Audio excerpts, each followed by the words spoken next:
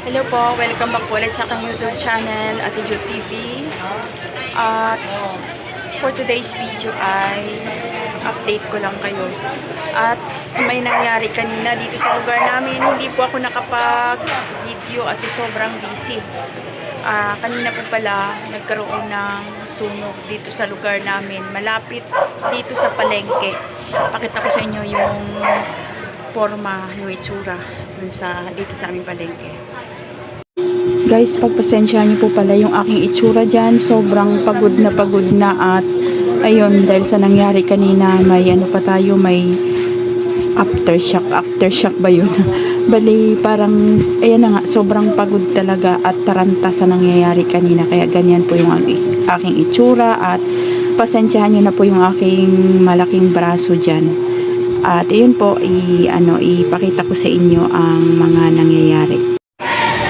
Ayan guys, andito ako sa aming pinagawang maliit na second floor na pagawaan ng aming barbecue. Tapos ito sa baba. Yan, ito yung palengke sa amin. Ngayon, busy yung mga tao. Time check po pala is, anong oras na lang? Anong oras? Ha? 7:20 ng gabi. Tapos ito po yung itsura sa palengke. Sarado na po yung iba. At kanina po, ulitin po, may nangyaring sunog dito sa aming lugar doon banda sa site na yon. Kaya yung ibang bahay walang kuryente dahil nga po nagkasunog dito sa lugar namin. Tapos ayun po, ito sa harap kami ng covered court or ang tawag ng iba, gym. Pero sa amin, ang tawag po dito ay covered court.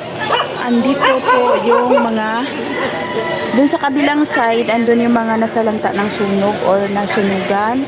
Tapos dito yung yung mga ayuda. Yan guys, yung mga ayuda. Dun. Diyan nagbibigayan ng mga ayuda dun sa mga nasunugan. Thanks God. At yun, thank you Lord. Kanina sobrang taranta ako guys kasi konting-konti na lang talaga. Buti na lang yung hangin hindi papunta dito sa amin, papunta dun sa kabilang side, kaya hindi nakaabot yung apoy dito sa amin, pero konti na lang. Yun, nakalimutan ko talagang mag-video kasi sobrang taranta. Yun na po yung itsura doon sa lugar namin. Yung ilaw na yan, dyan po nagbibigayan ng mga ayuda.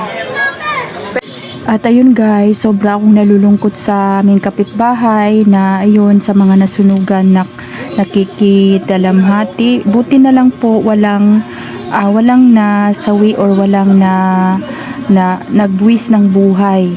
At ayun, ang mga gamit lang yung nawala. Eka nga nila, di baling daw manakawan ka, wag lang masunugan, pero thanks God pa rin at ayun, walang nagbuwis ng buhay.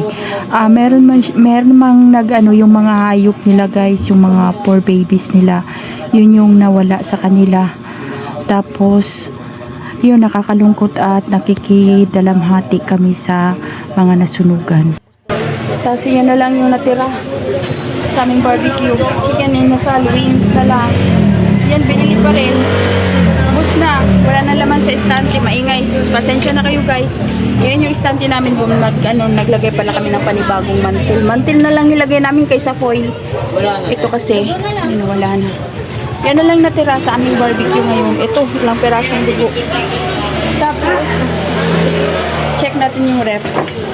Yun, wala nang laman. Ubos na at yun yung kaganapan kanina. Hindi ako nakapag-video guys sa sunog na nangyayari kanina dito sa aming lugar dahil sobrang taranta at ayun, hindi ko na rin naisip. Ayun yung ngayon yung update sa nangyayari na sunog sa aming lugar dito sa covered court na yan. Dyan po, ulitin ko, dyan po nag-release ng mga ayuda para dun sa mga nasunugan. So yun, nagliligpit na tayo. 7 pa lang sa Urasa Ross? 7 pa lang, no? 7:20? 7 pa lang at ubos na tayo. Ubos na yung aming ihaw-ihaw. At yun lang guys, yung update natin. At yun yung itsura natin dun sa wala na, ubos na. Marami pang naghahanap. Kaso guys, wala na akong mabilhan ng pork laman. Magdadagdag sana ako kasi wala nang mabibili. Sayang kasi yung sayang yung oras, sayang yung pagkakataon at maaga pa. Kaso wala na nga tayong mabiling laman. Pakita ko sa inyo sa labas. Pasensya na kayo, maingay talaga. At marami nga pong tao. Dahil, ayun o. Ha? Oh? Grabe. Ayun, i-tour ko kayo. Dito tayo. Tapos, ayan yung aming tsura. Doon yung aming taas. Diyan ako nagagawa ng barbecue sa taas. Yan po yung aming, yung pinakita ko sa inyo update sa pagpagawa namin ng kawan dito. Tapos lakad tayo doon. Dito sa unahan, dito po yung mga nasunugan. Check natin sila. Punong-puno yung dito sa part na to. Diyan sa part na yan. Diyan po nasunog. Papasok dyan sa loob. At ito naman yung malaking building na yan. Diyan yung mga nasunugan nakatira. Diyan muna sila pansamantala. At ayan, yun yung mga nakatent. Nandiyan sa loob. Ang dami yung sunugan guys. Grabe. Bali 3 palapag yan. Nandiyan sila lahat sa loob. And buti na lang may ganyan. Yun lang yung update natin sa nangyayari dito sa aming lugar na sunog. Yung palengke sa amin dito. Sarado na yung iba. Tapos dito sarado din. Si Ate Ana pala to.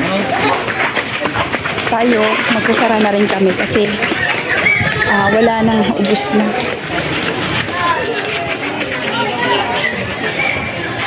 Ayun lang guys, ito yung dugtong. Ito yung mga nagbibigayan ulit ng ayuda. Ayun si Ate. Kinausap kami ng head leader ng bumbero. Hindi pwede kasi may tendency na magkulap. Kasi yung baba, na-save yung baba. Kasi binasag nila yung hard deflex up. Oh, binasag nga. Oo. Yung kaya yung baba, kahit paano, okay. Ang problema, bawal siya i-stayan kasi may tendency na mag-collapse. Dahil syempre yung init na ano. Inabot pa yung sayo, no? Kung namaaga siguro yung bumbero, baka Oo, kung maaga mo. kasi halos sayo na lang yung last, no? Sa amin Oo. yung Kay Lare, tapos sa'yo? Oh, yung pagliko, yung may tindahan doon. Dami na damage. Dami. Lahat, pati yung negosyo ni ubos, yung mga tinda, yung laman na naluting kami. Pinagkukuha. Ang masakit, kabibili lang namin ng mga soft drinks, mga cobra, mga zesto. Daming laman ng freezer na. Tapos pinasok, ninakaw. Kami mga tinapay.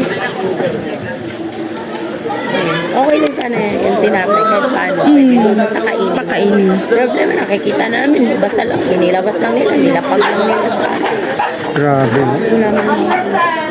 Kawalang nila talaga. Yun yung mahirap eh. Tapos yung Imbis mga na wire. tumulong ka, lalo pinagmamakaw. katuloy nakakaano. Paano po tuloy? Nung pumunta ako doon pa lang nila bikyo. Doon, pinag-aagis na yung tubig. Ubus na tayo. Yun si ate, kausap namin. Sila yung kasama sa nasunugan. Papunta yung hangin doon, no? Lumikot na. Wala na, te. Dugo na lang. Yun, sayang po. Kasi namin alam na Kinabangan pa yung mga ano na nasa baba kasi may istante. buti na lang awan ng Diyos yung stunting. Buo pa. Oh, pwede pa. Kasi yung salamin na freezer, buo pa rin. Kulang alam ko yung magana pa mo. Yun lang guys, yung nangyayari sa amin ngayon. Yeah, thanks God talaga at kawawa yung kawawa yung nasunugan. Tingnan natin kung ano magagawa natin at mag-aano tayo. Yung ganyan namin ng plywood na pang-panaralan sa tindahan, nawala. Ayun po, yung kaganapan dito, daming tao. Ito no. Naghahanap na sila kung saan yung kanilang mga tulugan. Doon yung bigaya ng kanila. Ayun lang guys yung update sa ating sa nangyayari dito sa amin ngayon. Kasi yun, maraming tao din sa baba. Doon.